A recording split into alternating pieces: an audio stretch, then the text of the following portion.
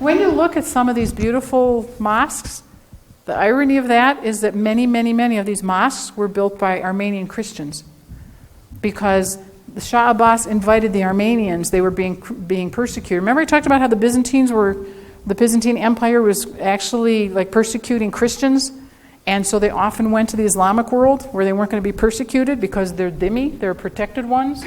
And one of the things that Shah Abbas did was he said to the Armenians, I want you to come over here and build my city. But it wasn't quite as nice as it sounds because a lot of it was in a tone of, this is an offer you can't refuse.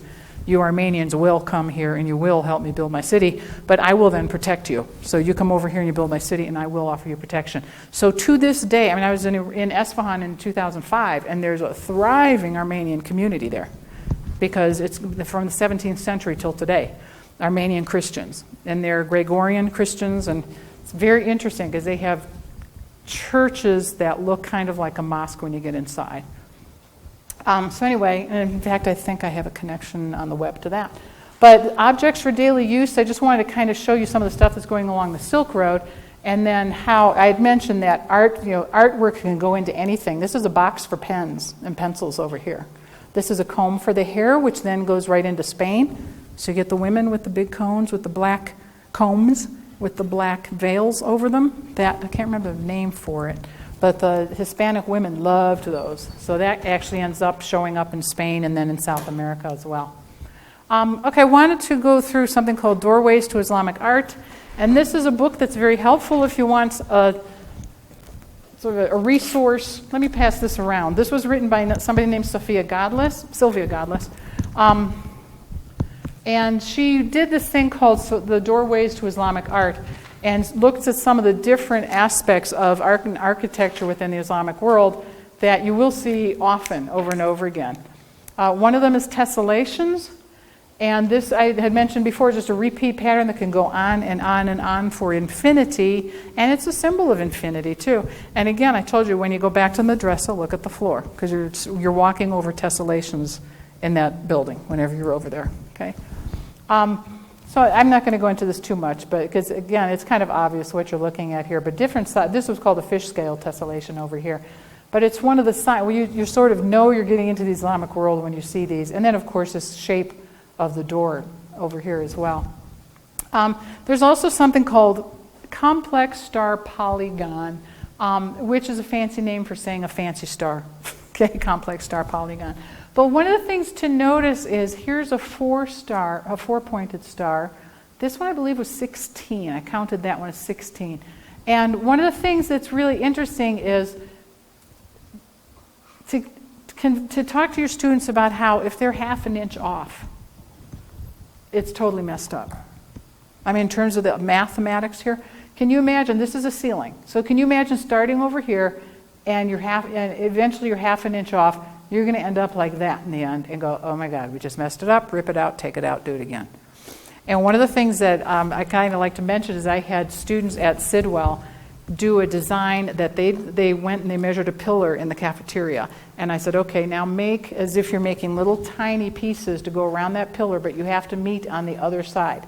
Not one group was able to do it. You know, and they thought they were kind of cool, you know, and I said, no, you have to do your calculations by hand, and you can't bring out your little machines and start doing it. But not one group was able to make these little teeny tiny, about thumbnail size tiles made out of paper match. They would get to the end and there'd always be a gap or they're a little bit off or something. I said, see my point. You know, you're half an inch off. You're like a foot and a half off by the time you get over here. Here is the complex star polygon that's very famous. That's in the the mosque on the square in Esfahan. This is a 32-point star. And so it kind of goes out and out and out and out. But again, I've talked about some of the symbolism of the infinity. There is no beginning, there is no end. Things sort of leading you to the center representing the truth, and the light, it starts getting lighter here. There are actually windows here that have grills on them to bring light. So sometimes you can get pictures of this with like sunlight just shooting across this thing. But that's probably the most famous dome in terms of Islamic architecture, is that one right there. And again, in Esfahan.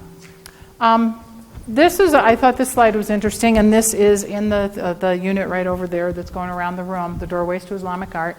But Sylvia Godlas, the author of this, took a picture that had 4 different elements. She had linear repeat patterns up here, calligraphy over here, and it's actually carved out of the, it's carved into the wall. And so it's not written, it's carved. And then what's called reciprocal linear repeat patterns. And what that means is that you've got these design, and Escher ended up doing a lot of that with the fish and stuff. He actually traveled to the Islamic world and saw these reciprocal linear repeat patterns and came back to Europe and started doing them with fish and with all sorts of stuff. So he kind of turned it into a modern art thing. But it's basically the same thing, sort of reflecting itself against each other. And then tessellation on this one too. And then Arabesque. And Arabesque, this is a really interesting star because it's got a lot of Arabesque on it, but it's a star with 1, 2, 3, 4, 5, 6 points, and yet within every one of these 6 points is a 5-pointed, 1, 2, 3, 4, 5-pointed star.